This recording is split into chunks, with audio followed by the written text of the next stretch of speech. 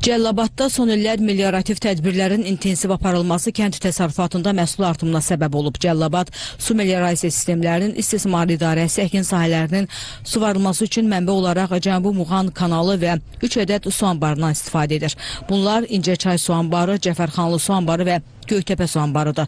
Cənubi Muğan kanalı vasitəsilə 9110 hektar su tutarlarla 1700 hektar, subartezian quyuları ilə 495 hektar olmaqla ümumilikdə 13300 hektardan artıq sahə normalara uyğun olaraq su ilə təmin olunur. Əkin sahələrinin vaxtında itkisiz və səmərəli suvarılması üçün idarə tərəfindən mütəmadi olaraq suvarma kanallarında lildən təmizləmə işləri aparılır. İdarəmizin balanısında 376.6 km suvarma kanalı mövcuddur. Bunlardan 13,1 km boru vasitəsilə 366.6 km açıq kanallardır. Hal-hazırda durduğumuz kanalda lildən təmizləmə işləri gedir. Əkin sahəsinin suvarılmasını yaxşılaşdırması üçün təmizlik işləri aparılır. İçməli suda fasilələrin yaranmaması üçün su xətlərində baş verən qəzalar operativ olaraq aradan qaldırılır. Cəllabad su meliorasiya sistemlərinin içməli su anbarından 9200 abonent buradan içməli su ilə qidalanır.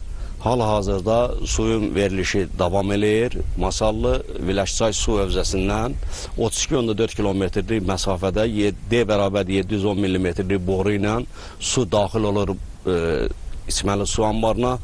5000 kub tutarı olan su anbarında su zərərsizləşdirərək əhalinin istifadəsinə verilir. Fermerlər hər il olduğu kimi bu ildə əkin sahələrindən bol məhsul gözləyirlər. Mən bir sahibkar kimi bu ilki təsərrüfat ilindən çox razıyam.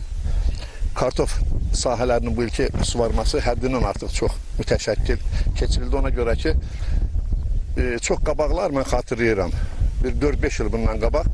Deməli ki, biz susardan çox çətinlik çəkirdik. Son illər susardan heç bir problemimiz yoxdur. Vaxtı-vaxtında suvardıq, məhsuldarlığımız da çox gözəldir. Bununla yanaşı taxıl sahəmiz var, üzüm bağlarımız var. Məsələn, bu il üzüm bağın 3 dəfə demək olar ki, suvarmışıq. O da hamısı bu ilki məsələn suyun bolluğundandır. Qeyd edək ki, Cəllabad su meliorasiya sistemlərinin istismar idarəsi 2026-cı ildə əsaslı təmir planına uyğun olaraq Muğan kanalının 1500 metr hissəsində betonlama işləri nəzərdə tutulub. İlin əvvəlindən 4 ədəd subartezian quyusu, Göytəpə su anbarında 1 ədəd elektrik avadanlığı əsaslı təmir olunub. Bundan başqa 5 ədəd hidrotexniki qurğu, 2 ədəd mülki istehsalat binası, 2 kilometr latok kanal və 4 ədəd nasos stansiyanın cari təmiri aparılıb.